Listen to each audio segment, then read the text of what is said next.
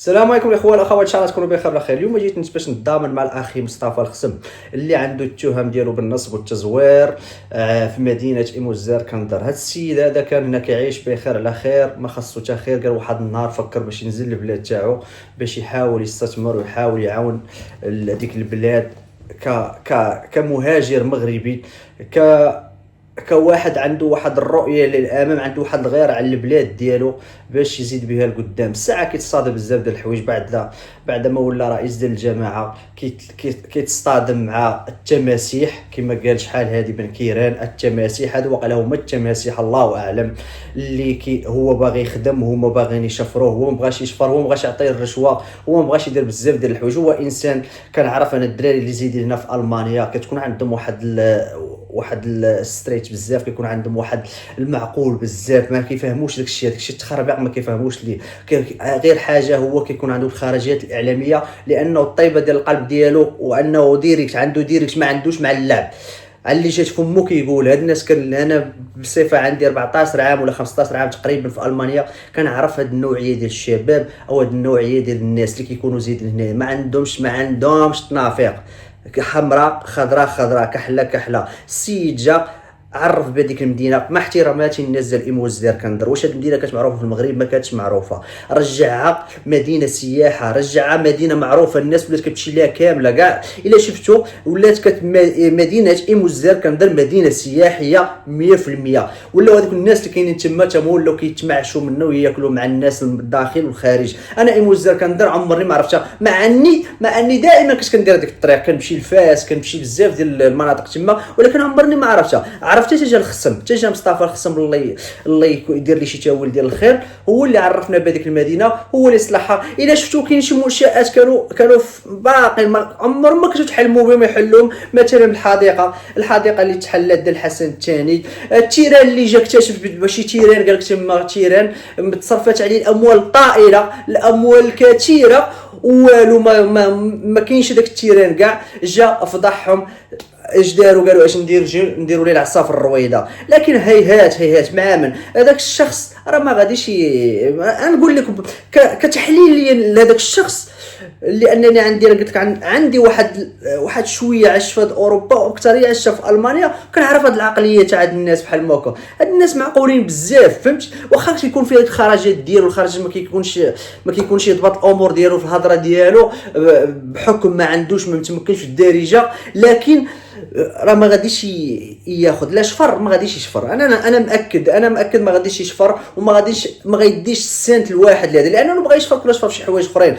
كان بغى يشفر كل دخل في الجامعه شحال هذه هو كيتقاتل عليها معاهم ضدهم، تخرجهم ولا هو دابا على راس الجامعه. ما عندوش هو، مع قلت لكم كحال بيض خضر، لا ما عندوش. عنده اما يخدموا المعقول ولا ما نخدموش. والدليل على ذلك راه كيكافح. راه كان شي واحد بحالو كنا خلى داك الشيء وشاف حالو كامل، يرجع لالمانيا يمشيها الباسبور ديالو يقدمها على الجوب سنتر، يعيش بخير، يعطيو في الشهر 1000 الاورو من الصداع ما يصدعوا. ولكن هو بغى يتحمل المسؤوليه وهز مشعار الرايه المغربيه، باغي يبين، باغي يزيد بالك عنده الغيره على ديك البلاد، عنده واحد الغيره باش يشوفها في واحد الصوره اللي تكون فعلا مثل المانيا. وفعلا اللي شفت ايموزار كندر، اقسم بالله العظيم لا مدينه صغيره بحال هنا، بحال شفتها غتلقاها في مدينه بحال نفس مواصفات.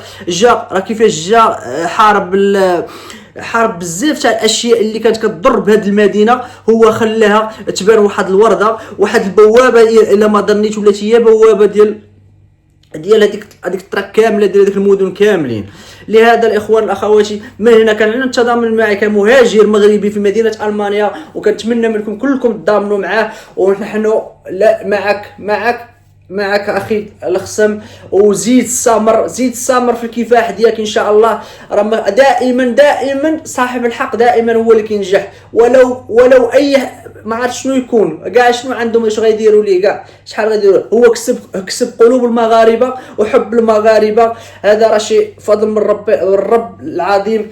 كنتمنوا منه ان شاء الله، كنتمنوا من الله باذن الله ينصروا في هذه القضيه ديالو. وكنعلم هنا التضامن ديالي معاه مصطفى الخصم الله يدير لي الشتاء ديال الخير، مع العلم انه في البرازيل دابا كيعمل واحد الجوله باش يجمع الكفاءات المغربيه، وفعلا نجح.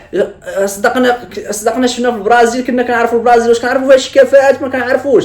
راه هو دابا الان كيعمل واحد الجوله تما، وشحال من كفاءه مغربيه، شحال من بروفيسور تلاقى معاه. هادشي كامل في اطار باش يقنعهم باش يدخلوا للمغرب ويخدموا بلادهم ويستثمروا. ولكن كاينين شي ناس ما كيبغيوش هادشي، دائما كيديروا عصا الرويده باش ما يخلوش الناس تدخل تستثمر، ودائما كيكونوا عندهم هذاك الحقد، داك الحسد ديال ان الاجنبي او المهاجر الى جا غادي يطبق العقليه ديال الاجنبي، مع العلم ان كاينين في المغرب، والله اقسم بالله العظيم لا كاينين المغاربه في المغرب حتى هما معقولين ونازهين وباغيين يخدموا. ولكن مع الاسف الشديد دائما كنصطدموا بهاد الامور هذه. كتجي واحد كيجي مول الشكاره ولا شي واحد ما عرف مين كيجي كيبغي كيدير البلبله، كيبقاش ياكل، هو كيبقاش كما كيقولوا بقاش الجعبه ديالو او الجميله ديالو. اش كيدير؟ كينوض يحفر الخو، كيحفر ليه باش هو يطيحوا في الفخ ويتهموا بان هذا السيد هذا راه فعلا خدا اموال الدوله وراه فعلا نصب على المواطن، مع انه فعلا هذا السيد ما كيكونش نصاب، كيكون كينصب.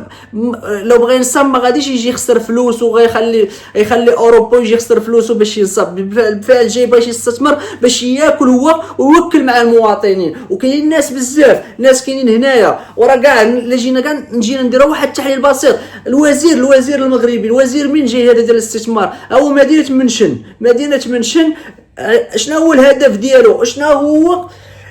علاش جاي دايرينه؟ باش يجمع المستثمرين كاملين ديال العالم، وبالاخص خاصو يكونوا في المهاجرين المغاربه، باش تكون عندهم واحد الوضعيه، واحد الميدان فين يشتغلوا. ولكن بحال هكا هاد مثلا كالخصم، الناس تشوف الخصم راه تخلع، المستثمرين تخلعوا كيفاش هذا نزل يستثمر ونزل ولا خدام في سميتو مع رئيس الجماعه، وفي الاخر كيتعرض لهذا الشيء كامل، لهاد التشهير ولهاد المحاكمه اللي كنظن ما غاديش، اللي غيدخل المحكمه غتبرئ المحكمه. ولكن المشكل ماشي في هذا الشيء، المشكل هو في التشهير، وفي هذا كيعطيو واحد الصوره للبلاد بان الاستثمار في البلاد راه شويه صعيب، ضروري ما تصطدم بعراقيل. كنتمنوا الاخوان والاخوات هذا الفيديو هذا تبارطاجيو وتنتوما تعنوا التضامن ديالكم، والسلام عليكم.